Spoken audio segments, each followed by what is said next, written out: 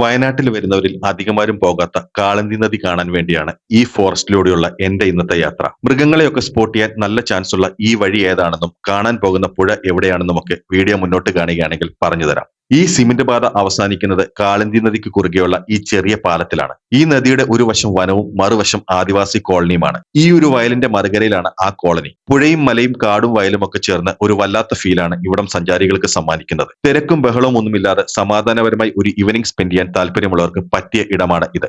May മാസത്തിൽ പോയതുകൊണ്ട് പുഴയിൽ വെള്ളം കുറവായിരുന്നു. മഴക്കാലത്തൊക്കെയാണ് വരുന്നതെങ്കിൽ ഈ പ്രദേശം മുഴുവൻ വെള്ളം കയറി മൂടും. വെള്ളത്തിലിറങ്ങുമ്പോൾ സൂക്ഷിക്കുക, ചിലയിടങ്ങളിൽ നല്ല ആഴമുണ്ടാകും. അതുപോലെ തന്നെ കല്ലുകളിൽ വഴുക്കൽ ഉള്ളതുകൊണ്ട് തെന്നി വീഴാൻ ചാൻസ് ഉണ്ട്.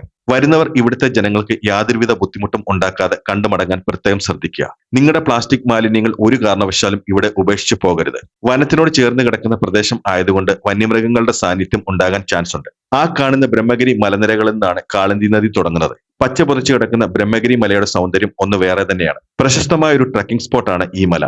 അല്ലെങ്കിലും വനത്തിനോട് ചേർന്ന് കിടക്കുന്ന വയനാടൻ ഗ്രാമങ്ങൾക്ക് ഒരു പ്രത്യേക ഭംഗി തന്നെയാണ്. അത്തരമൊരു സ്പോട്ടാണ് തിരുനെല്ലി അമ്പലത്തിൽ നിന്ന് 1.5 കിലോമീറ്റർ മാറി സ്ഥിതി ചെയ്യുന്ന കാളന്തിപ്പുഴ വ്യൂ പോയിന്റ്. വയനാട്ടിലെ മാനന്തവാടി ടൗണിൽ നിന്ന് 24 കിലോമീറ്ററാണ് ഇങ്ങോട്ടേക്കുള്ള ദൂരം. വന്യമൃഗങ്ങൾ റോഡിൽ ഇറങ്ങാൻ ചാൻസ് കൂടുതലുള്ള തിരുനെല്ലി റോഡിലൂടെ ഒരു അഡ്വഞ്ചർ ട്രിപ്പ് ഇഷ്ടപ്പെടുന്നവരാണ് നിങ്ങളെങ്കിൽ ഉറപ്പായും ഈ ഒരു സ്പോട്ട് കൂടി നിങ്ങളുടെ അടുത്ത വയനാട് ട്രിപ്പിൽ ഉൾപ്പെടുത്തുക. ഇവിടെ വന്നിട്ടുള്ളവർ നിങ്ങളുടെ എക്സ്പീരിയൻസ് ഒന്ന് കമന്റായി ഷെയർ ചെയ്യാമോ?